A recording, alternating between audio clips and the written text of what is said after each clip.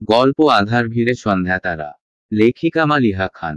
পর্ব 31 থেকে 35। মাঝখানে নতুন করে একটু অংশ যুক্ত করা হয়েছে। যাদের আগের পর্ব নিয়ে সমস্যা ছিল আশা করি সেটা আর থাকবে না। মায়ার এহেন আচরণে চমকে উঠে আরিয়ান।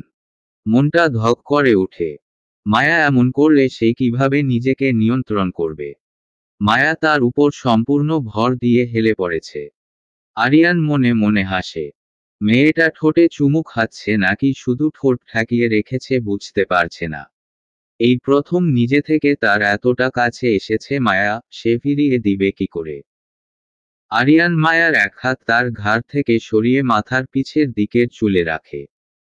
সাথে সাথে শক্ত করে তার চুলগুলো আঁকড়ে ধরে মায়া। মায়ার কোমর টেনে নিজের সাথে ঘনিষ্ঠভাবে লেপ্টে নেয় আরিয়ান। দোলনায় মাথা ঠেকে যায়। সে অবস্থাতেই গভীর চুম্বনে লিপ্ত হয় সে। মিনিট পাঁচেক পরই হাঁপিয়ে উঠে মায়া। সে সরে যেতে গেলেও আরিয়ান তাকে ছাড়ে না। ঝাপটে ধরে রাখে। আরও কিছুক্ষণ অতিবাহিত হতেই প্রচণ্ড অস্থির হয়ে উঠে মায়া।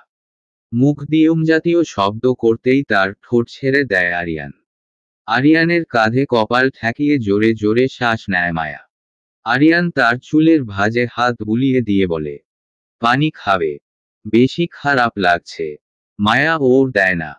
ক্লান্ত ভঙ্গিতে আরিয়ানের কাঁধে মাথা ঠেকিয়ে রাখে।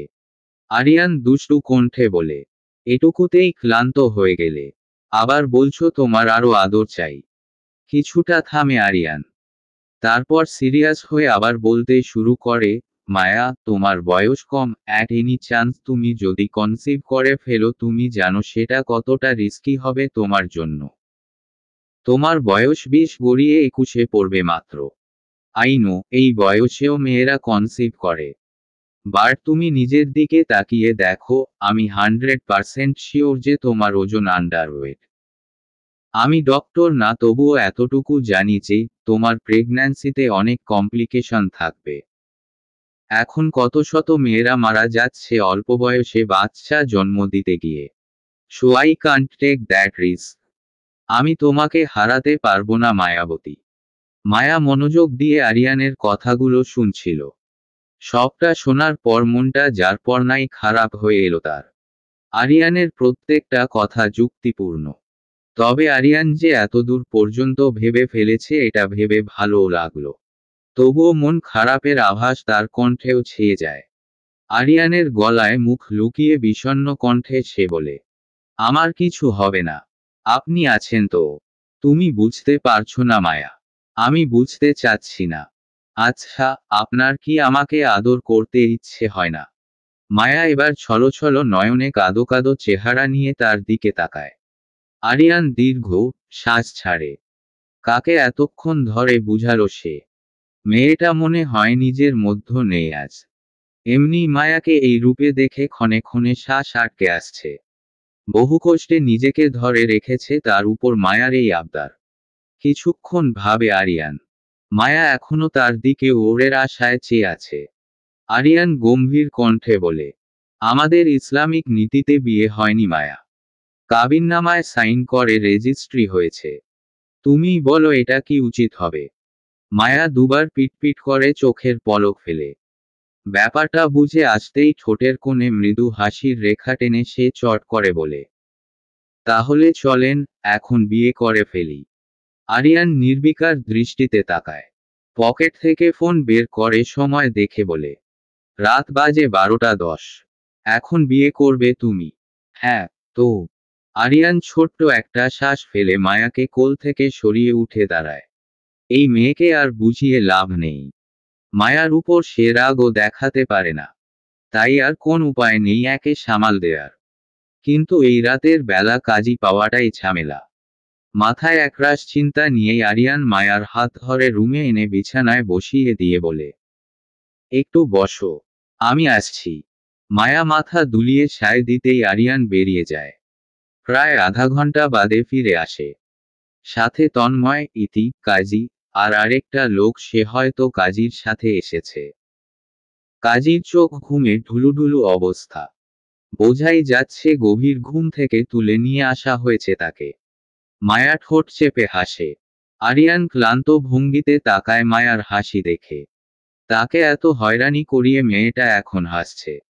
3বার কবুল বলে বিয়ে হয়ে যায় আরিয়ান মায়ার। বিয়ের সাক্ষী থাকে ইতি, তন্ময় আর কাজীর সাথে আসা লোকটা। বিয়ের সব নিয়ম শেষ। কাজীকে এত রাতে ডেকে এনেছে সেজন্য তার পাওনার চেয়ে একটু বেশি টাকা দিয়ে দেয় আরিয়ান। উনি হাসি মুখে বিদায় নেয়। আরিয়ান ফিরে আসতেই তন্ময় ইতি মুচকি হেসে রুম থেকে বেরিয়ে যায়। আরিয়ান অগোছালো ভাবে হেসে দরজা আটকে দেয়। কাবার্ড থেকে বিয়ের জন্য ধার্য করা মহারানার টাকা বের করে মায়ার হাতে দিয়ে বলে, নাও, শান্তি হয়েছে। এখন তুমি সম্পূর্ণরূপে আমার। মায়া টাকাগুলো পাশে রাখে। আরিয়ানকে বলে, এখন তো আর কোন বাধা নেই। আরিয়ান হাসে। মায়ার দুগালে হাত রেখে বলে, আর ইউ শিওর? ওরে লাজুক হেসে আরিয়ানের বাহুতে মুখ লুকায় মায়া। মায়ার সম্মতি বুঝতে পেরে হাসে আরিয়ান। এমনটা নয় যে সে মায়াকে কাছে পেতে চাইছিল না, বরং এতক্ষণ নিজের সাথে প্রবল যুদ্ধ করে মায়ার কথা ভেবে নিজেকে সামলে রেখেছিল। কিন্তু এখন আর সম্ভব নয়। মায়া যখন তার অধিকার চাইছে তখন তার আর মানা করার সাধ্য নেই। মায়াকে পাজাকোলা করে কোলে তুলে নিল আরিয়ান। মায়া তার গলা জড়িয়ে ধরতেই কাচের চুড়িতে রিনঝিন আওয়াজ করে উঠল। সেই আওয়াজটাও যেন তাদের ভালোবাসার পূর্ণতা পাওয়ার আগাম শুভেচ্ছা জানাচ্ছে। আরিয়ান তাকে বিছানার মাঝখানে এনে বসিয়ে দেয়। চুড়ি কানের দুলগুলো খুব সন্তর্পণে খুলে রাখে। আরিয়ান নিজের শার্টের বোতাম খুলতে খুলতে ঘরের আলো নিভিয়ে দিয়ে আসে। ব্যালকনির পর্দা খোলা। ঘরের আসা ক্ষীণ চাঁদের আলোয় ভীষণ মোহনীয় লাগছে মায়াকে। আরিয়ান ধীর পায়ে এগিয়ে যায়। মায়াকে শুইয়ে দিয়ে শাড়ির আঁচলো ফেলে দেয়। ব্লাউজের হুক খুলতেই আরিয়ানকে দুহাতে খামচে ধরে মায়া। অতঃপর দুজন হারিয়ে যায় ভালোবাসার এক অন্য জগতে। এতদিনের বহু আকাঙ্ক্ষিত মুহূর্তে ডুব দেয় দুজনে। মিলেমিশে একাকার হয়ে যায় তাদের সত্তা, অস্তিত্ব। সকালে মুখের উপর আলো পড়তেই চোখ মুখ কুঁচকে এলো আরিয়ানের। চোখ খুলে সর্বপ্রথম মুখের উপর ছড়িয়ে পড়া মায়ার চুলগুলো সরায় সে। তার গলার সাইডে মাথা গুজে গভীর ঘুমে আচ্ছন্ন মায়া। আরিয়ানের এক হাত মায়ার উন্মুক্ত পিঠে। কম্বল সরে গেছে উপর থেকে। আরিয়ান একটু উঠে গলা অবধি কম্বল টেনে নেয়। ফ্লোরে পড়ে আছে মায়ার শাড়ি। কাল রাতের কথা মনে পড়তেই তৃপ্তির হাসি ফুটে উঠে আরিয়ানের ঠোঁটে। কি সুন্দর স্নিগ্ধ ছিল প্রতিটি সেকেন্ড। মায়ার কথাগুলো মনে পড়তেই আরো হাসি পায় তার। মেয়েটা যে কি করল কাল।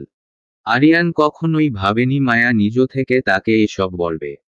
মায়ার লজ্জামিশ্রিত কণ্ঠের আধো আধো আবদারগুলো কানে বাজছে এখনো। আজ সেও তার অনুভূতিগুলো পরিপূর্ণ রূপে পরিপূর্ণতা পেল। খানিক বাদেই নড়েচড়ে উঠল মায়া। যখন বুঝল সে আরিয়ানের উপরে ভর দিয়ে আছে তৎক্ষণাৎ ছিটকে সরে যেতে নিলেই আরিয়ান তাকে আঁকড়ে ধরে ফেলল। শ্বাস আটকে আরিয়ানের দিকে চাইলে মায়া। পরপরই প্রচণ্ড লজ্জায় চোখ নামিয়ে ফেলল। আরিয়ানের ঠোঁটের কোণে দুষ্টু হাসি।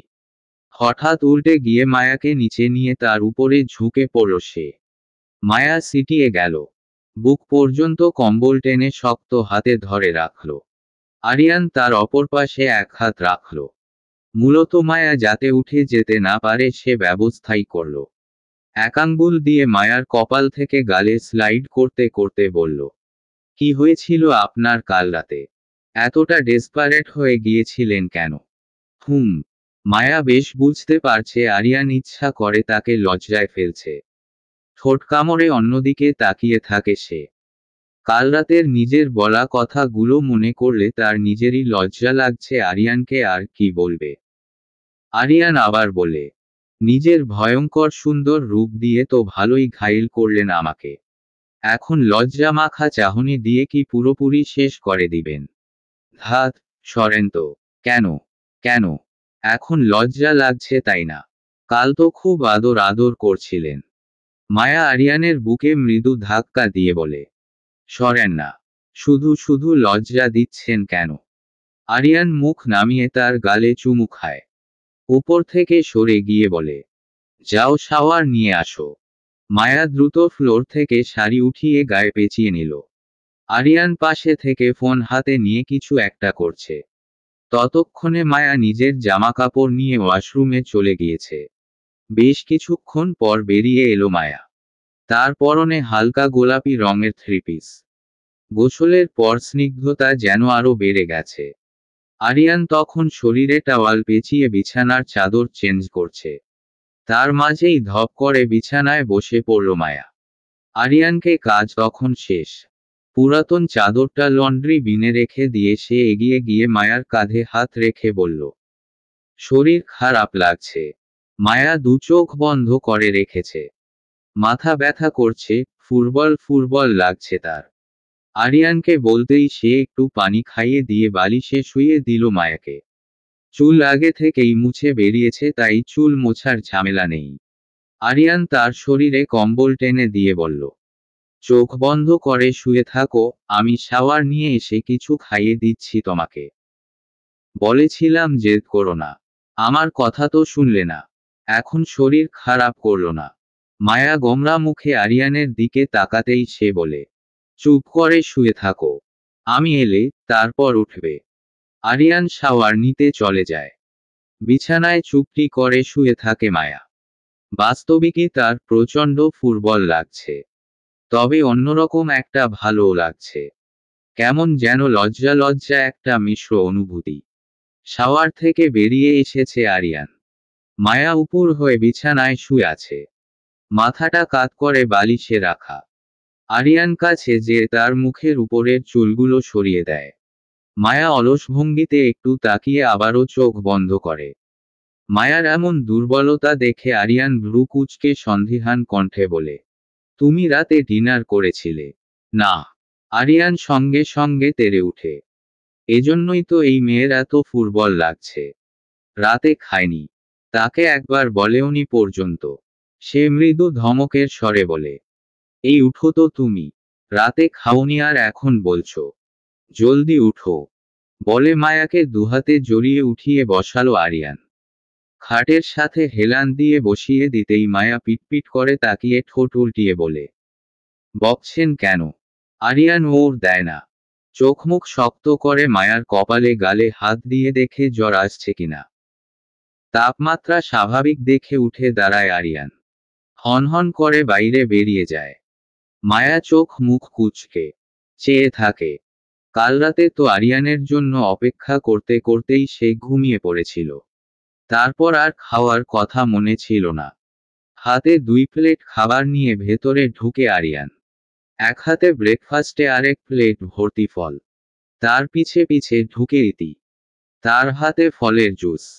পাশের টেবিলে সবকিছু রেখে ইতি বলে, আমি খাইয়ে দিব স্যার। আরিয়ান মায়ার পাশে বসে প্লেটটা নিজের হাতে নিয়ে নরম কণ্ঠে বলে, না তুমি যাও ইতি।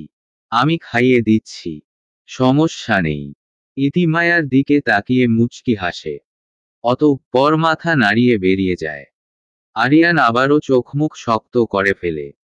মায়ার মুখের সামনে খাবার ধরতেই মায়া সেটা মুখে তুলে বলে, আপনি রাগ করছেন কেন? আমি তো আপনার জন্যই অপেক্ষা করছিলাম। তারপর কখন যেন ঘুমিয়ে গেছি। আরিয়ান মায়ার দিকে একবার তীক্ষ্ণ দৃষ্টিতে তাকায়। মুখে কিছু বলে না। একটু পরপর শুধু খাবার তুলে দেয় মুখে। মায়া বিনাবাক্য খেয়ে নেয় সব। আরিয়ান প্লেট রেখে জুসের গ্লাস হাতে নেয়। এক চুমুক খেতেই মুখ বিকৃতি করে ফেলে মায়া। এটা কি? চিনি দেয়নি নাকি? এত তেতো কেন? আরিয়ান কোন অভিব্যক্তি প্রকাশ করে না। আবারও মুখে সামনে গ্লাস ধরতেই মায়া আপত্তি করে বলে, আমি খাবো না। আপনি খেয়ে দেখেন, এটা সত্যিই খুব টক। আরিয়ান চুপচাপ এক চুমুক মুখে নেয়। স্বাভাবিকভাবেই গিলে ফেলে শান্ত কণ্ঠে বলে, টক হলেও এটায় পুষ্টি বেশি। খেতে হবেই। মুখ খুলো। মায়া ঠোঁট উল্টিয়ে একবার তাকিয়ে হা করে। এক শ্বাসে তাকে পুরোটা খাইয়ে দেয় আরিয়ান। খাওয়া শেষে সার্ভেন্ট এসে সব কিছু নিয়ে যায়। অফিস থেকে ফোন আসায় দ্রুত তৈরি হয় আরিয়ান। এমনিতেই অনেকটা দেরি হয়ে গিয়েছে। পকেটে ফোন ঢুকিয়ে ড্রয়ার থেকে ওয়ালেট বের করছে তখনই মায়া বিষণ্ণ কণ্ঠে বলে, আপনি আমার উপর রাগ করেছেন? আরিয়ান আয়না দিয়ে মায়ার দিকে তাকায়। ওয়ালেটটা পকেটে ঢুকিয়ে বিছানার কাছে এসে দাঁড়িয়ে ঝুঁকে যেয়ে মায়ার কপালে উষ্ণতার ছোঁয়া দিয়ে কাঠোকাঠ কণ্ঠে বলে, অফিস থেকে এসেও যাতে তোমাকে এখানেই দেখি। ঠিক এখানেই।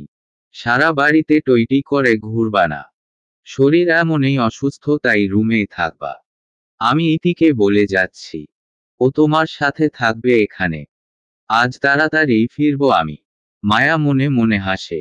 লোকটা তাকে বকাও দিচ্ছে আবার চিল্লাচ্ছেও না। কি অদ্ভুত শাসন পদ্ধতি। হাহ, এমন শাসন শুনলেও শান্তি পাওয়া যায়। বিকেলবেলা রান্নাঘরে কিচেন এপ্রন পরে দাঁড়িয়ে আছে মায়া। তার পাশে চিন্তিত মুখে দাঁড়িয়ে আছে ইতি। শত মানা সত্ত্বেও তার কথা শুনেনি মায়া। সে নাকি এখন গাজরের হালুয়া বানাবে। এমন না যে সে রান্না পারে না। সে রান্না পারে। কিন্তু রাশেদ চৌধুরী তাকে রান্নাঘরে যেতে দিত না। রাশেদ চৌধুরী যখন বাসায় থাকতো না তখন মাঝে মাঝে রান্না করত সে। ইতির চিন্তা সেখানে নয়। ইতি ভাবছে আরিয়ান যদি শুনে মায়া রান্নাঘরে এসেছিল তবে কি হবে। মায়া চুপ করে দাঁড়িয়ে চুলায় দুধ জাল দিয়ে নাড়ছে। অন্য সার্ভেন্টরা সবাই বাইরে। তা অবশ্য মায়ার নির্দেশেই। মায়া ঘাড় ঘুরিয়ে বলে, গাজর বের করো ইতি। ধুয়ে দাও। তারপর আমি গ্রেট করে নিচ্ছি। ম্যাম, স্যার কিন্তু রাগ করবে। আপনাকে তো বকবে না। বকবে আমাকে। করবে না রাগ। তুমি বের করতো জলদি। অগত্যা কোন উপায় পায় না ইতি। মায়ার সাথে চুপচাপ কাজ করতে থাকে। কিন্তু বিপত্তি বাধে গাজর গ্রেট করতে চেয়ে। আরিয়ান জলদি ফিরবে ভেবে তাড়াহুড়ো করতে যেয়ে হাত কেটে ফেলে মায়া। বেরিয়ে আসে রক্ত। আউ বলে আর্তনাদ করতেই তার হাত চেপে ধরে ইতি। কলের নিচে দেয়ায় রক্ত অনেকটা বন্ধ হয়ে যায়।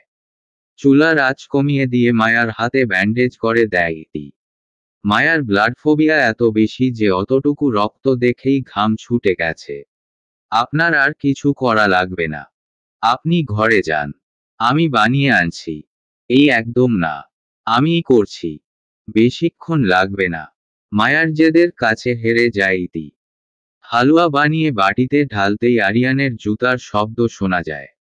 আজকে একটু বেশিই তাড়াতাড়ি এসেছে আরিয়ান।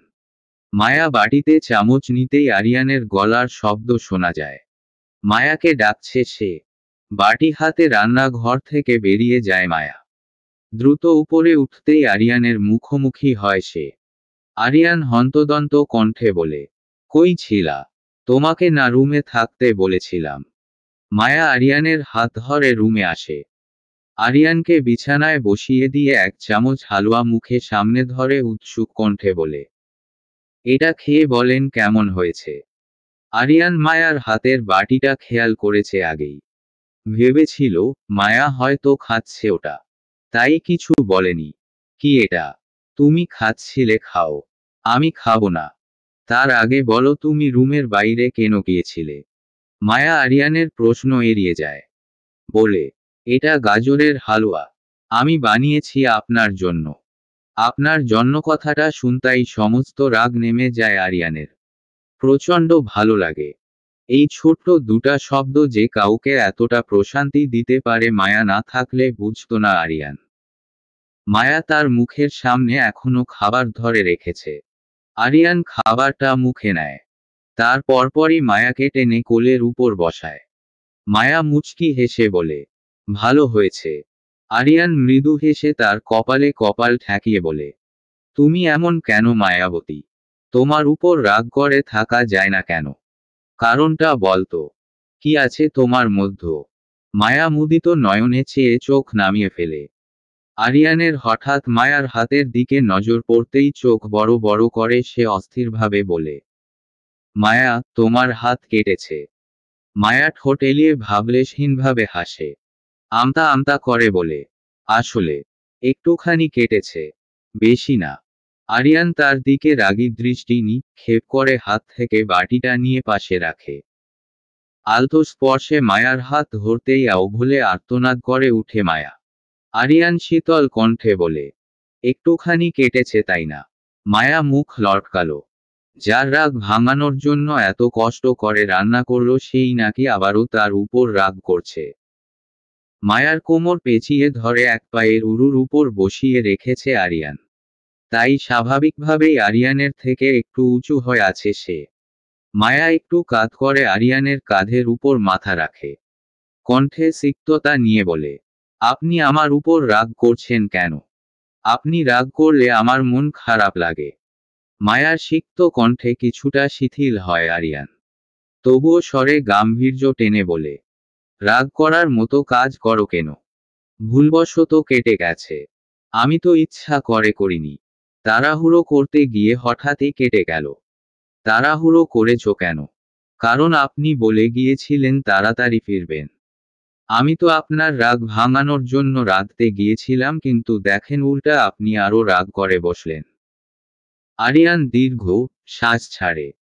এই মেয়ের উপর রাগ ধরে থাকা তার সাধ্যের বাইরে। মায়ার অতিসাধারণ কথাগুলোই তার কাছে শুকনো আবেগে এক পশলা বৃষ্টির মতো প্রিয়। মেয়েটার মধ্যেও কিছু তো একটা আছে। সেই প্রথম দিন থেকে যে সে মায়ামিও ঘুরে ফেসেছে, আজ পর্যন্ত তার ঘোর কাটল না, বরং বেড়ে চলেছে দিনকে দিন। মায়া নিজের অতিসরল মন দিয়ে তাকে আষ্টেপৃষ্ঠে জড়িয়ে ফেলছে তার মায়াময়ে এক অজানা ঘোরে। আরিয়ান মায়াকে একটু নিচু করে বসায়। মায়ার মাথাটা বুকে নিয়ে কাটা হাতটা নিজ হাতের মুঠোয় রেখে ধীরস্থির কণ্ঠে বলে, মায়াবতী, তুমি কি জানো তোমার গায়ে একটু আঘাতের ছোঁয়াই আমার গোটা পৃথিবীটাকে নিকষ কালো বিষাদে ডুবিয়ে দেওয়ার জন্য যথেষ্ট। তবে কেন আমাকে এই বিষাদময় যন্ত্রণাটা দাও? মায়া একেবারে চুপ করে যায়। কথার পিঠে এতক্ষণ জবাব দিলেও এখন কিছু বলে না। আরিয়ানের বুকের হৃদস্পন্দনের আওয়াজটা তার খুব ভালো লাগে। রোজ রাতে যখন আরিয়ান তাকে বুকে নিয়ে ঘুমায় তখন এই আওয়াজটাই তার উপর ম্যাজিকের মতো কাজ করে। সেজন্যই খুব অল্প সময়ের মধ্যে ঘুমিয়ে পড়ে সে। মায়ার কোন ও না পেয়ে আরিয়ান চোখ ছোট ছোট করে তাকায়। মায়ার চুলে হাত বুলিয়ে দিতে দিতে বলে, মায়াবতী, ঘুমিয়ে পড়লে নাকি? মায়া বুকের মধ্যই মৃদুভাবে মাথা নাড়ায়। আচ্ছন্ন কণ্ঠে বলে, ওহু, এখনো জেগে আছি। তবে ঘুম পাচ্ছে। আরিয়ান শব্দে হাসে। বিছানায় একটু পিছিয়ে আইস করে মায়াকে এক হাত দিয়ে ধরে বসে বলে, আচ্ছা ঘুমাও। আমি না হয় তোমার ঘুম ভাঙলেই ফ্রেশ হবনে। চকিতে মাথা উঠায় মায়া। আরিয়ানের পরনের জামা কাপড়ে একবার চোখ বুলিয়ে বলে, আপনি ফ্রেশ হননি? ও হ্যাঁ, তাই তো, ফ্রেশ হবেন কি করে? যান জামা কাপড় বদলে আসেন। বলে উঠে যেতে নিলেই তাকে চেপে ধরে আরিয়ান। বুকের সাথে মিশিয়ে নিয়ে বলে, ওটার থেকে তোমার ঘুম বেশি জরুরি। ঘুমাও। পাগলামো করেন না তো। ছাড়ুন। আরিয়ান ছাড়ে না দেখে মায়া মাথা খাটিয়ে বলে, দেখুন আপনার গা থেকে ঘামের গন্ধ আসছে। জলদি কাপড় বদলে আসেন। আরিয়ান বাঁকা হেসে মায়াকে ছেড়ে দিয়ে উঠে দাঁড়ায়। জামা কাপড় হাতে নিয়ে মায়ার দিকে তীক্ষ্ণ দৃষ্টিতে তাকিয়ে বলে, আপনার যে আমার গায়ের পারফিউমের গন্ধটা অনেক বেশি প্রিয় সেটা আমি জানি ম্যাডাম। আমি অফিসে গেলে আপনি যে সেটা সারা রুমে স্প্রে করে রাখেন সেটাও আমার জানা আছে। তাই অযথা ঘামের গন্ধের দোহাই দিয়েন না। মায়ার চোখে মুখে নিমিষেই লজ্জা ছেয়ে যায়। আরিয়ান জানল কি করে? লজ্জা মিশ্রিত কণ্ঠে কিছু বলার আগেই আরিয়ান বলে, ওহু, ঘরে সিসি ক্যামেরা লাগানো নেই।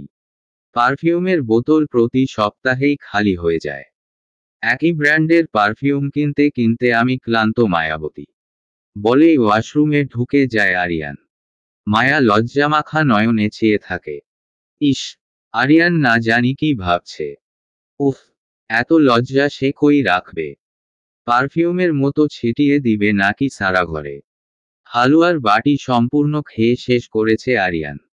লজ্জায় বুঁদ হয়ে তার পাশেই বসে আছে মায়া। খালি বাটিটা মায়ার হাতে ধরিয়ে দিতেই মায়া সেটা পাশের টেবিলে রেখে দিল। আরিয়ান মায়ার নত মুখের দিকে চেয়ে ঠাট্টার ছলে বলল, আর লজ্জা পেও না। প্রতি সপ্তাহে পারফিউম কেনার মতো যথেষ্ট টাকা আমার আছে। কোন সমস্যা নেই। তোমার যত ইচ্ছা তত স্প্রে করো। অতিরিক্ত লজ্জায় মায়া এবার মুখ খুলল। লজ্জামাখা অদ্ভুত এক অভিযোগের স্বরে বলল, হ্যাঁ তো, আপনার গায়ের গন্ধ আমার ভালো লাগে মানে লাগে। আমি সেটা ঘরে দিয়ে রাখি মানে রাখি। আপনি সেটা জানেন তো কি হয়েছে? তাই বলে এভাবে আমাকে লজ্জা দিবেন? এখন থেকে আরো বেশি করে দিয়ে রাখবো, একদিনেই পুরো বোতল শেষ করে ফেলবো। আচ্ছা করো শেষ। করো শেষ মানে? আমি অযথা পারফিউম শেষ করব আর আপনি বলছেন করো শেষ? আরিয়ান তখন পাশ থেকে ল্যাপটপ হাতে নিয়েছে। মায়ার কথার ওরে সে ছোট্ট করে জবাব দেয়, এই কি হলো আপনার? আরিয়ান ভ্রু কুঁচকিয়ে মায়ার মাথার তালুতে হাত রাখে। তালু যথেষ্ট গরম হয়ে আছে। আরিয়ান ল্যাপটপ নামিয়ে মায়াকে কাছে টেনে বুকে নিয়ে বলে, শান্ত হও। আমার কিছু হয়নি। বরং তোমারই মাথা গরম হয়ে গেছে। তখন ঘুমাতে পারোনি বলে বোধ হয়। মাথায় হাত বুলিয়ে দিচ্ছি, জলদি ঘুমিয়ে পড়ো। কিছু সময় অতিবাহিত হতেই গভীর ঘুমে তলিয়ে যায় মায়া। আরিয়ান আবারও ল্যাপটপ হাতে নেয়।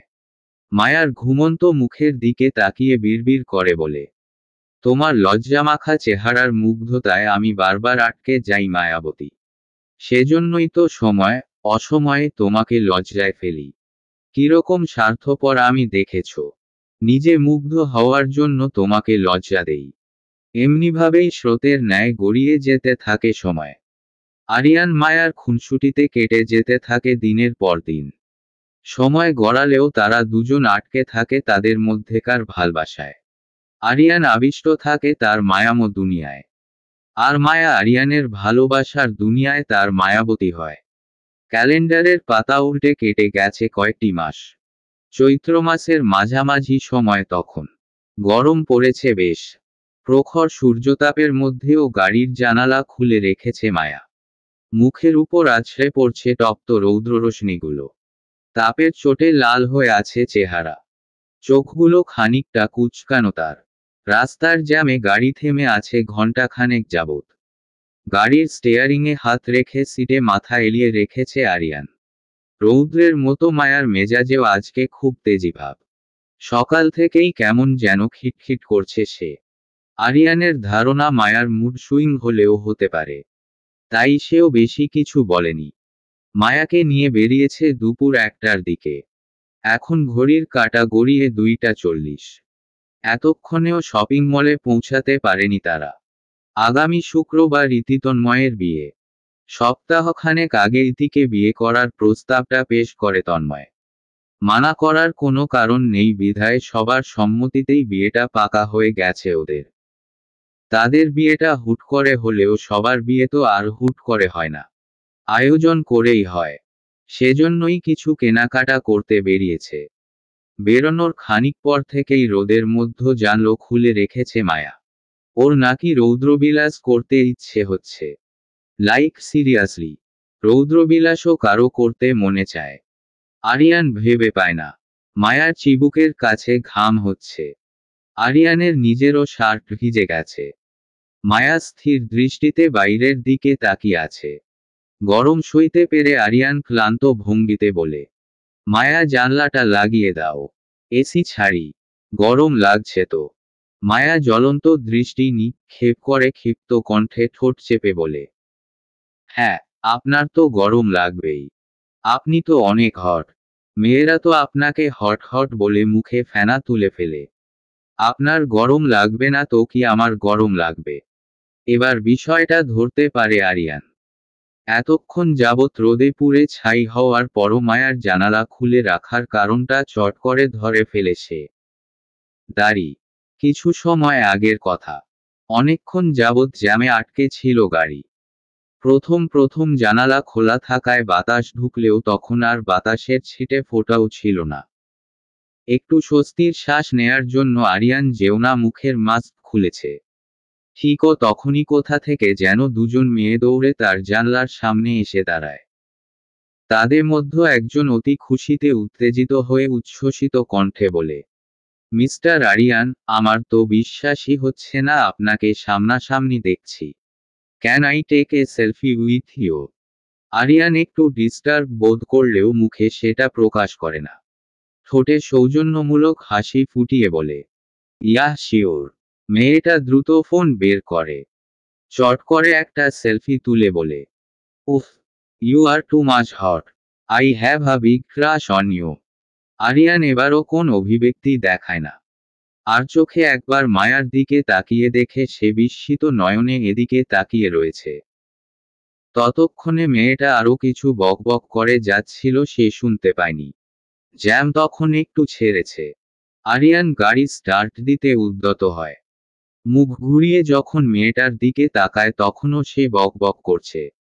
আরিয়ান হেসে বলে, nice to meet you miss. Can I go now? জি জি অবশ্যই। অনেক ধন্যবাদ। আরিয়ান আর কিছু বলে না। গ্লাস উঠিয়ে একটু আগাতেই আবারও জ্যামে আটকে যায় গাড়ি। বর্তমান। Are you jealous? মায়া চট করে তাকায়। জানলা লাগিয়ে দেয়। নিজেই এসিটা ছেড়ে দিয়ে ঝাঝালো ভাবে বলে, অবশ্যই আমি জেলাস। একেবারে জলে পুড়ে জেলাস। আমি আপনার বউ, আমি জেলাস হব না তো কে জেলাস হবে? জেলাস হওয়ার সম্পূর্ণ অধিকার আছে আমার। আপনার কোন সমস্যা? আরিয়ান শব্দ করে হাসে।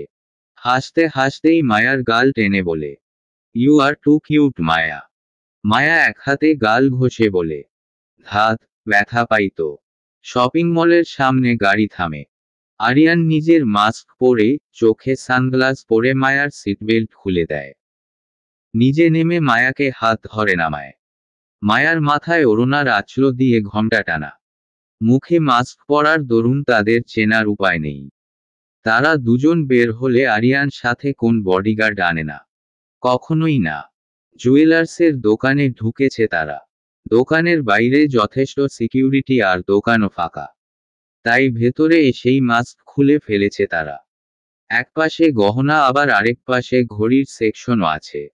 আরিয়ান নিজের জন্য ঘড়ি দেখছে। মায়া দাঁড়িয়ে আছে পাশেই, গহনা পছন্দ করে ইতিমধ্যে রিসিপশনে দিতেও বলে দিয়েছে সে। আরিয়ান একটার পর একটা ঘড়ির ট্রায়াল দিচ্ছে। হাতে পড়ছে আবার খুলে ফেলছে। নিজের গেটআপের ব্যাপারে খুব সচেতন আরিয়ান। এই জন্যই তার প্রতি মেয়েরা আকৃষ্ট হয় বেশি। যেমন আজকে ব্ল্যাক প্যান্টের সাথে হোয়াইট শার্ট। হাতে মোটা ডায়ালের ঘড়ি পরা ছিল, যেটা এখন মায়ার হাতে আছে। হুট করেই একটা ঘড়ি আটকে যায় হাতে। কিছুক্ষণ নাড়াচাড়া করেও খুলতে পারে না আরিয়ান। এতক্ষণ একজন মেয়ে স্টাফ ঘড়ি বের করে দিচ্ছিল তাকে। তিনিই মুচকি হেসে বলে, may I help you sir? Aryan হাতটা এগিয়ে দিয়ে বলে, কাইন্ডলি ডু ইট ফাস্ট।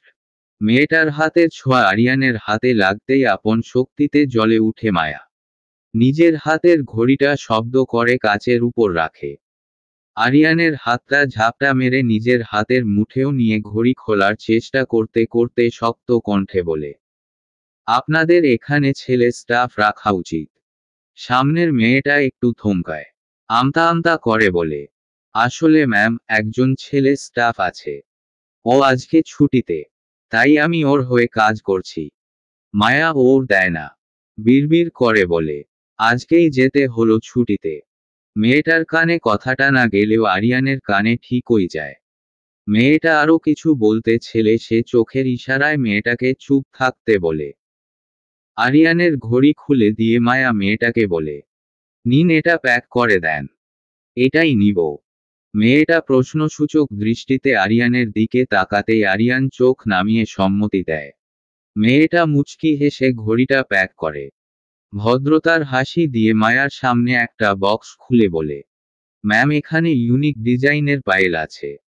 আপনি চাইলে দেখতে পারেন। মায়ার মুখটা চুপসে যায়। গলার স্বর নামিয়ে সে বলে, নো থ্যাঙ্কস। এর মধ্যেই আরিয়ান একটা পায়েল হাতে তুলে নিয়েছে। লাল রুবি পাথরের অদ্ভুত সুন্দর একটা পায়েল। দেখলেই চোখ আটকে যায় এরকম। আরিয়ান বলে, এটা সুন্দর, তাই না মায়া? নিবে? মায়ার নিজেরও এটা পছন্দ হয়েছে খুব। তবে তার পায়ের পরানো পায়েলটা সে খুলতে পারবে না। তাই ও প্রস্তুত হেসে বলে, খুব সুন্দর, কিন্তু আমার পায়েল আছে। এটা লাগবে না। আরিয়ান তাকে জোর করে না। পায়েলটা রেখে দিয়ে মায়ার হাত ধরে বলে, অনেক শপিং বাকি, চলো। ঘড়ি আর গহনার ব্যাগগুলো নিতে গেলেই বাধে আরেক বিপত্তি। ব্যাগগুলো আরিয়ানের হাতে দেওয়ার সময় রিসিপশনের মেয়েটার হাত ছুটে যায়। ব্যাগগুলো যাতে না পড়ে সেজন্য শক্ত করে আরিয়ান ধরে ফেলে। ভুলবশত মেয়েটার হাতটাও তার মুঠোয় চলে আসে। সেকেন্ডের মাথায় সেটা ছাড়িয়ে নেয় আরিয়ান। মেয়েটা কাচুমাচু করে বলে, এক্সট্রিমলি সরি স্যার। আরিয়ানোইট শকে বলার পরপরই মায়া বলে, আপনারা দুজন ছেলে স্টাফ রাখবেন, বুঝলেন? একজন না আসলেও যাতে অন্যজন তার কাজ করতে পারে। তাহলেই আর অহেতুক এই ঝামেলাগুলা হয় না। আরও কিছু বলার আগেই আরিয়ান তার হাত টেনে বেরিয়ে আসে। সব শপিং শেষে গাড়িতে উঠে তারা। আরিয়ান গাড়ি স্টার্ট দেওয়ার আগো মুহূর্তে বলে, মায়াবতী, আমনলি ইয়োর। তুমি ছাড়া কেউই আমাকে আকৃষ্ট করতে পারে না আর না কখনো পারবে। মনে রেখো। আরিয়ান তার অফিসের দিকে গাড়ি ঘুরায়। মায়া জিজ্ঞাসু কণ্ঠে বলে, এখন বাসায় যাবেন না? না, আমার অফিসে একটু কাজ আছে, শেষ করেই ফিরব। আর আমি? তুমিও যাবে আমার সাথে? Any problem? না, চলুন। একটু থেমে আবার বলে সে, তন্ময় ভাইয়া, ইতি ওরা ফিরেছে বাসায়। ওদের না কথায় যাওয়ার কথা ছিল। আরিয়ান বিড়বিড় করে বলে, ওরা তো কোথাও যায়নি। ফিরবে আবার কি? তবে মুখে বলে, ফোন করেনি। হয়তো ফিরেনি এখনো। বেশ কিছুক্ষণ পরে অফিসে পৌঁছায় তারা। আরিয়ান এটা ওটা বলে অনেকক্ষণ আটকে রাখে মায়াকে। মায়ার একটু খটকা লাগে। আরিয়ান তো কখনো সে সাথে থাকলে এত বিজি থাকে না, বরং জলদি কাজ শেষ করে বাসায় ফিরে। নয়তো মায়াকে বাসায় দিয়েই অফিসে আসে। আজকে সেই সকালে বের হলো আর এখন রাত হয়ে যাচ্ছে তবুও ফিরছে না। ঘড়ির কাঁটা যখন 10টা ছুঁই ছুঁই তখন তাকে নিয়ে বের হয় আরিয়ান। মায়া তখন ক্লান্ত ক্লান্ত ভঙ্গিতে সিটে মাথা এলিয়ে দেয় সে। আরিয়ান আরও একটু হেলাফেলা করে। উল্টা রাস্তা দিয়ে গাড়ি ঘুরিয়ে অবশেষে 11টা বাজে বাড়ির সামনে গাড়ি থামায়। গাড়ি একটা জায়গায় থেমে গেছে ব্যাপারটা বুঝতেই চোখ খুলে মায়া। জানালা দিয়ে বাইরে তাকিয়ে দেখে বাসায় এসে পৌঁছেছে তারা। আরিয়ান নেমে গিয়ে তার পাশের দরজা খুলে হাত বাড়িয়ে দেয়। মায়া এক পা বাড়িয়ে মুচকি হেসে তার হাত ধরার আগেই তাল সামলাতে না পেরে হোঁচট খায়। আরিয়ান দ্রুত হাতে তার কোমর পেঁচিয়ে ধরে বলে, হোয়াট হ্যাপেন্ড? খারাপ লাগছে? মায়া দুবার পিটপিট করে পলক ফেলে। নিজেকে সামলে নিয়ে মিহি স্বরে বলে, না, ঠিক আছি। মিসব্যালেন্স হয়ে গিয়েছিলাম। আরিয়ানের কুঁচকানো কপালটা স্বাভাবিক হয়। ভ্রুজোড়া সহির করে সে মায়াকে সোজা করে দাঁড় করায়। গাড়ির দরজা আটকে দিয়ে একবার নিজের ফোনে চোখ বুলিয়ে মায়াকে নিয়ে ভেতরে ঢুকে। ডাইনিং টেবিলে রাতের খাবার সাজাচ্ছে কয়েকজন। মায়া সেদিকে একবার তাকায়। অতঃপর দ্রুত সিঁড়ি ভেঙে উপরে উঠে। যত তাড়াতাড়ি সম্ভব শাওয়ার নিয়ে নিচে নামবে সে। যদিও সন্ধ্যার দিকেও অফিসে খাবার আনিয়ে দিয়েছিল আরিয়ান, তবুও প্রচণ্ড ক্ষুধা পেয়েছে। একদম সহ্য হচ্ছে না। পাশের রুমের ওয়াশরুম থেকে ফ্রেশ হয়ে নিজের রুমে আসে আরিয়ান। মায়াও শাওয়ার নিয়ে বেরিয়েছে তখন। তার পরনে হাঁটু অবধি সাদা রঙের ফ্রক, সাদা পায়জামা, সাদা ওড়না। পরিপূর্ণ সাদা শুভ্রময়ী রূপ। আগভেজা চুলগুলো থেকে ঝরঝর করে পানি পড়ছে। চুলে তোয়ালে পেঁচিয়ে সে আরিয়ানকে দ্রুত বলে, চলুন, খেতে চলুন। আরিয়ান শপিং ব্যাগগুলো কাবার্ডে রাখতে রাখতে একবার তাকিয়ে বলে, চুলটা মুছে নাও, তারপর যাই। চুল মোছা লাগবে না, আমার ক্ষুধা লেগেছে। আপনি আসেন তো, বলে দরজার দিকে যেতে উদ্যত হয় সে। আরিয়ান ভ্রু কুঁচকে তাকায়। মেয়েটার হঠাৎ এত ক্ষুধা কেন লাগলো? এভাবে ভেজা চুলে থাকলে নির্ঘাত ঠান্ডা জ্বর হয়ে অসুস্থ হবে। আরিয়ান ঘুরে গিয়ে তার হাত টেনে বিছানায় বসায়। প্যাঁচানো তোয়ালেটা খুলে নিয়ে চুলগুলো মুছতে মুছতে বলে, আরে বাবা, ঠান্ডা লেগে যাবে তো। 5টা মিনিট দাও, মুছে দেই, তারপর যাচ্ছি। মায়া বাচ্চাদের মতো ঠোঁট উল্টিয়ে মাথা নাড়িয়ে সম্মতি জানায়। 5 মিনিট শেষ হলেই আরিয়ান তোয়ালে পাশে রেখে দেয়। চুলগুলো হাত দিয়ে সারা পিঠে সুন্দর মতো ছড়িয়ে দিয়ে বলে, চলো, বাকিটা এমনি শুকিয়ে যাবে। খাবার টেবিলে বসে আছে ইতি, তন্ময়। আরিয়ান, মায়া নিচে নেমে তাদের সাথে বসলে খেতে শুরু করলো তারা। মায়া মাঝে মধ্যে এটা ওটা বলছে। তন্ময়কে কোথায় গিয়েছিল, কি করেছে এসব জিজ্ঞেস করছে। তন্ময়ও বিজ্ঞের মতো মাথা নাড়িয়ে সুন্দরভাবে সবকিছুর ওর দিচ্ছে। খাওয়া দাওয়া শেষ। তন্ময়, ইতি যার যার রুমে চলে গিয়েছে। মায়া আয়নার সামনে দাঁড়িয়ে চুল আঁচড়াচ্ছে। ঘড়িতে 12টা বেজে যাচ্ছে। ঘুমানোর জন্য আগেই বিছানা গুছিয়ে রেখেছে সে। কানে ফোন নিয়ে একটু আগে ব্যালকনিতে গিয়েছে আরিয়ান। হয়তো জরুরি কোনো ফোন। হঠাৎই রুমে এসে মায়াকে পাজাকোলা করে কোলে তুলে নেয় আরিয়ান। হাতের চিরুনিটা ফ্লোরে পড়ে যায়। মায়া তার গলা জড়িয়ে ধরে আঁতকে উঠে বলে, কি করছেন? আরিয়ান মোড়ে স্মিত হাসে। মায়াকে কোলে নিয়েই দরজা খুলে বেরিয়ে যায়। সিঁড়িঘর অনেকটাই অন্ধকার। মায়াকে কোলে করে ছাদের দিকে উঠতে নিলেই মায়া বিস্মিত কণ্ঠে বলে, এত রাতে ছাদে কি করবেন? অন্ধকারে পড়ে যাব তো। আরিয়ান উঠতে উঠতেই বলে, আমার কোল থেকে পড়ে যাবে তুমি, আর আমি তোমাকে পড়ে যেতে দিব। বলতে বলতেই ছাদে এসে দাঁড়ায় তারা। ছাদ অন্ধকার, শুনশান নীরবতা। মায়াকে কোল থেকে নামাতেই চারিদিকে সোনালি রঙের লাইট জ্বলে উঠে। মায়ার উপর আছড়ে পড়ে কতগুলো গোলাপের পাপড়ি। বিস্ময় থমকে যায় মায়া। দুহাতে মুখ চেপে জ্বলজ্বল দৃষ্টিতে চেয়ে থাকে। পুরো ছাদ লাল গোলাপ দিয়ে সাজানো। একটা কর্নার বেলুন দিয়ে ঘেরা। আরিজান তাকে বাহু ধরে কাছে টেনে চুলের ভাঁজে ঠোঁট ছুঁয়ে ধীর কণ্ঠে বলে, হ্যাপি বার্থডে মায়াবতী। মায়া ছলছল দৃষ্টিতে তাকায়। ইতি, তন্ময় বেরিয়ে আসছে। দুজনের মুখেই তৃপ্তির হাসি। তারা দুজনই হাসি মুখে বলে, হ্যাপি বার্থডে ম্যাম। মায়া মিষ্টি করে হাসে। তার মনেই ছিল না তার জন্মদিনের কথা। মূলত নিজের জন্মদিনটা তার কাছে খুব বেশি অপ্রিয়। কোনোকালেই জন্মদিন পালন করেনি সে। তাই এই দিনটা বিশেষভাবে কখনোই মনে থাকে না তার। কারণ এতদিন সে জানত তার জন্মদিনের দিনই তার মা মারা গিয়েছে। তার বাবা তো তাকে এটাই বলেছিল যে তাকে জন্ম দিতে গিয়ে তার মায়ের মৃত্যু হয়েছে। তাই এ দিনটা তার মায়ের মৃত্যুদিনও বটে। সেজন্যই এ দিনটার উপর বিতৃষ্ণা ছিল তার। বরং জন্মদিনটা অন্যান্য স্বাভাবিক দিনের চেয়ে একটু মন খারাপেই কাটত তার। তবে এখন সে জানে তার মাকে তার বাবা মেরেছে। সে তার জন্মদিনের দিন মারা যায়নি। তার মায়ের মৃত্যুর জন্য সে দায়ী না। এসব ভাবতে ভাবতেই চোখে জল এসে পড়ে মায়ার। আরিয়ান খুব সন্তর্পণে তার চোখের জলটা মুছিয়ে দিতে বলে, আমি জানি তুমি কখনো এ দিনটা কখনো সেলিব্রেট করনি। আর তার পিছে ছিল একটা মিথ্যে কারণ, যেটা তুমি জানো।